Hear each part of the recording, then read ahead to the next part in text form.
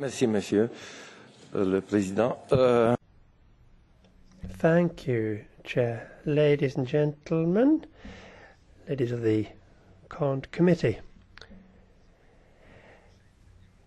Aerial transport is a key part of the transport system inside the EU because it encourages mobility both for people and goods.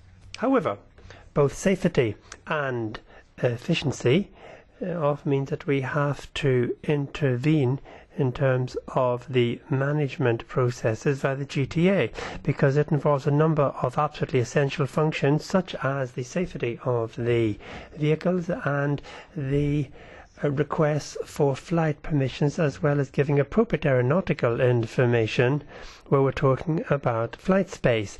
Air traffic is managed traditionally at a national level in a very fragmented and monopolistic approach.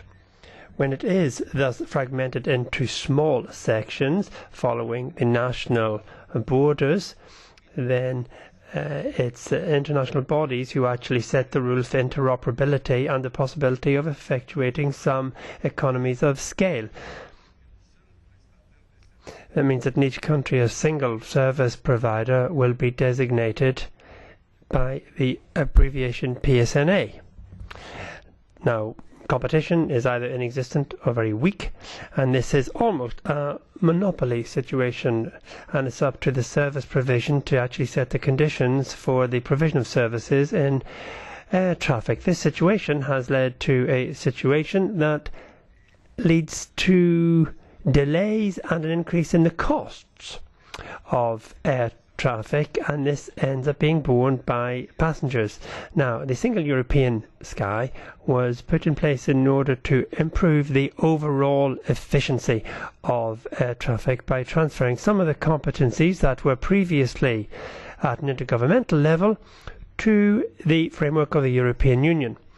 This initiative was officially launched in 2004 and covered a number of common rules that were applicable to the entire European Union, as well as a programme of modernisation in terms of the technology.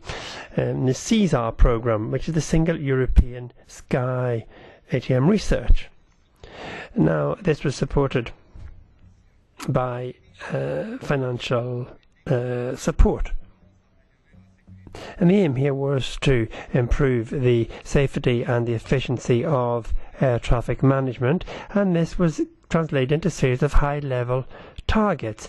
This looks at taking 2005 as a reference year and dividing by 2 the cost of the GTAs, and to reduce the damages which were caused by the fragmentation, while at the same time trying to improve coordination. From 2004 to 2009, the package was reached 3.8 billion euros, which was mainly aimed at a development phase and a deployment phase.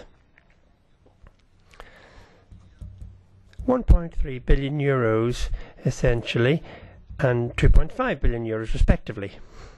Now, how did we use this, and how did we look at this in the audit? Well, in the process of the audit, we looked at the initiatives and whether or not they were justified, and to what extent the various component parts were effective in terms of performance, and the verification of the functional airspace blocks.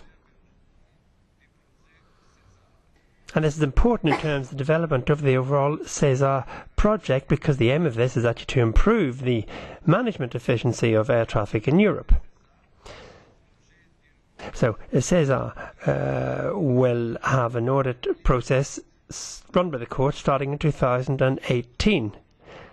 The report that we're looking at today called on us to visit a number of different European countries that played a key role in air traffic provision: Spain, France, Hungary, Sweden and the United Kingdom. Now, these were key stakeholders in this process. We also talked to a number of other key stakeholders in the process. We think that the Single European Sky initiative is a justified project, because air traffic transport was being destabilized by the national monopolistic approach. It seems to us that the various different elements of this policy is now moving towards a more coherent approach, and effectively we are beginning to correct some of the faults that existed in this system. Nevertheless, the high-level targets which were set was at a moment of high growth in traffic, and the high-level targets set in 2005 are now unrealisable in practice. For example, the reduction by a half of the cost of the GTAs. This particular target has actually now lost its raison d'etre because of a general reduction in capacity. We have identified that the performance systems put in place in the framework of the initiative have favoured a culture of transparency and efficiency when it comes to service providers inside the air transport industry. Nevertheless, not all of the elements have met expectations,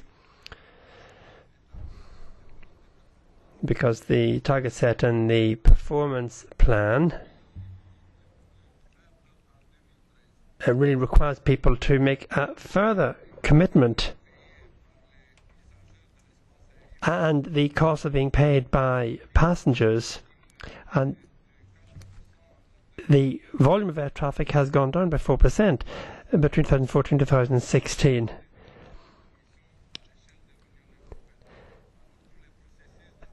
Another one of the adaptation processes of the performance systems is the length and complexity of the said systems. It's also important that we look at the surveillance systems, because it's very difficult for supervision functions to be fulfilled, because the surveillance systems don't have the necessary resources, and indeed they're not always fully independent of the service providers.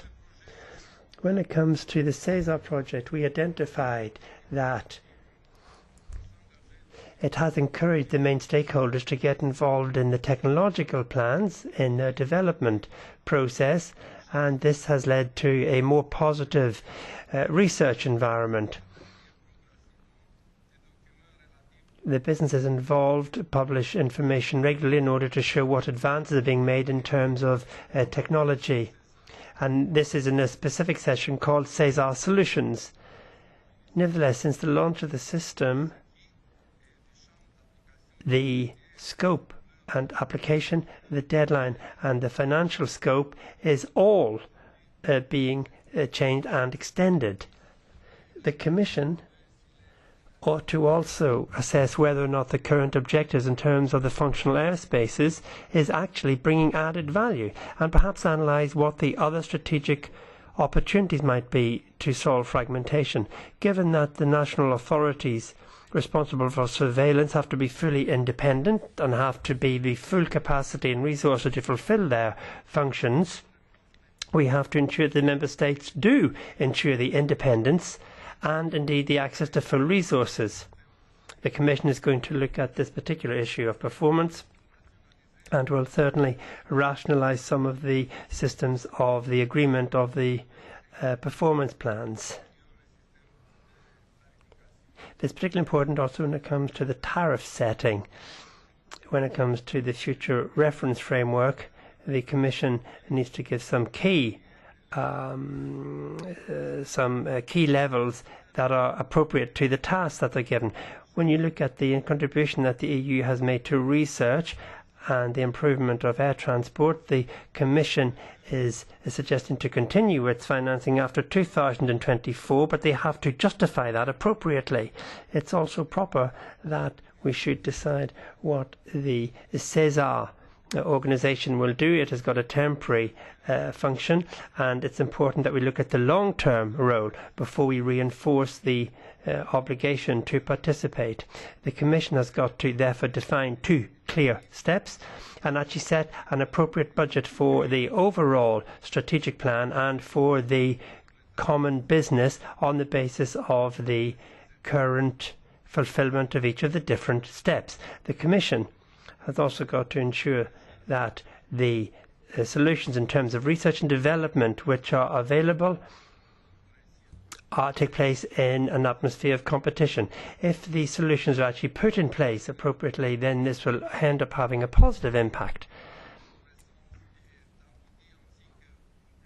and this should end up moving towards a proper unification of the European Single Sky project.